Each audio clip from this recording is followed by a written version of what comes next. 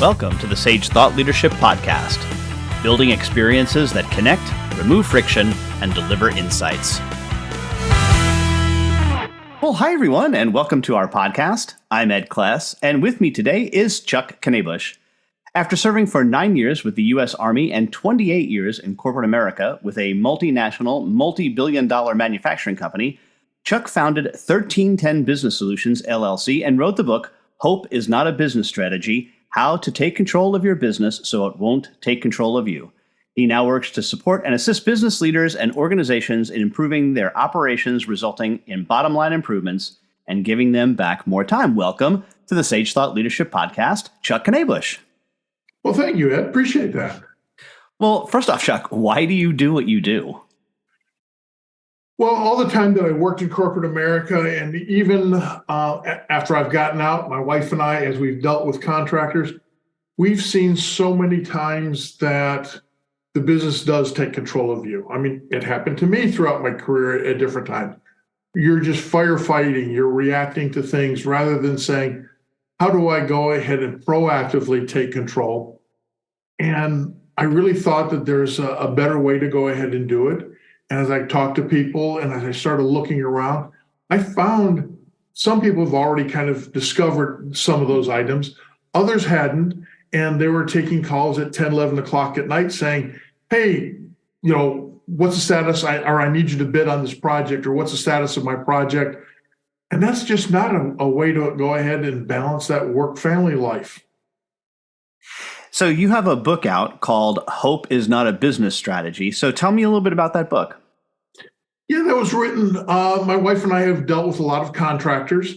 Rather than talking about corporate America and having a small business say, well, we don't have the staff, we don't have the money, we don't have the departments to go ahead and work on those problems. I took the approach of working with contractors, because my wife and I had done that over the past 5 years quite often, and said, let's use those as examples. And in some cases, they were phenomenal examples. We had a contractor knock on the front door, getting ready to walk in. Before he stepped in the house, he put on little booties to make sure he wasn't taking outside mud and dirt into the house. My wife loved him, and he hadn't done the first thing yet. We'd seen other contractors that we had put in a pool during COVID, and there was a lot of problems during COVID. We understood that, but we started by trying to set expectations up front. And we asked, well, how long will this take? Well, 6 weeks after we turn dirt, but we might not turn dirt for a month or two. Okay. It took 21 months. So again, it was just, we've seen some great things. We've seen some things go wrong. And we said, there's got to be some better ways out there. And with the lessons that I've learned in corporate America, said, I think they can be applied anywhere without the big departments, without the big budgets, without the huge staffs. If we just kind of get a chance to step back and work on our business rather than spending all of our time working in our business. So let me ask you what might be a deceptively simple question, and that is, what is strategy, especially for a small business? Can you give me a definition or a description of it? Strategy is really the value you're going to add to your customer. And it's how do you go ahead and do that? And it's a difference between the cost that it takes for you to deliver it and the price your customer is willing to go ahead and charge. So how do you deliver that and still have a difference between the cost and the price so you can go ahead and have a profit? So it's all about how do you deliver value, but that has to be perceived through the customer's eyes. So when you take working with an organization, how do you discern some of the difference between some tactical items versus the strategic items?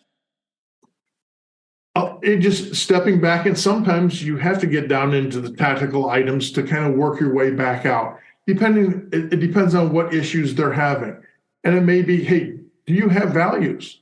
I mean, we've all walked into an old hardware store or something else that said, if you're here to go ahead and deliver a complaint and it's after 2 o'clock, you're out of luck. Or fill out this complaint box that's 1 inch by 1 inch. While those are funny, those are sending a message to your customers. And is that the message you want to send? So sometimes we have to start all the way back with values and say, what values do we have? because we don't always articulate them, but we always have them. And what are some questions that you might ask to help people articulate those values? What do you believe in? What is it that you would like to go ahead and see? What type of impression do you want to make on your customer? And generally, as you get talking, they'll start spitting out a number of different values. And okay, we don't want to have 100. We may have 100, but can we categorize them? Can we bring them back? I mean, integrity is one that generally comes to the top of the list for any small business because they want to go ahead and be a person of their word.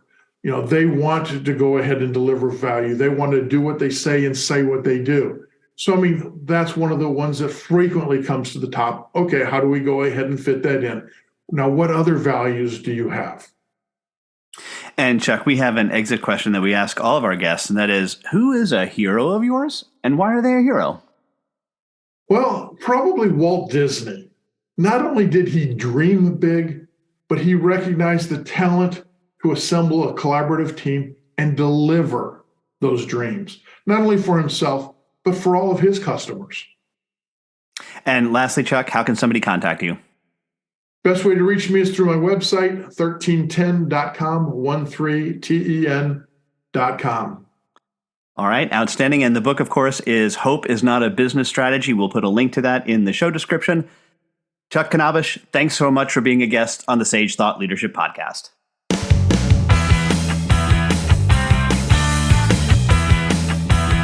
Review and subscribe by searching your podcast player of choice for Sage Thought Leadership Podcast.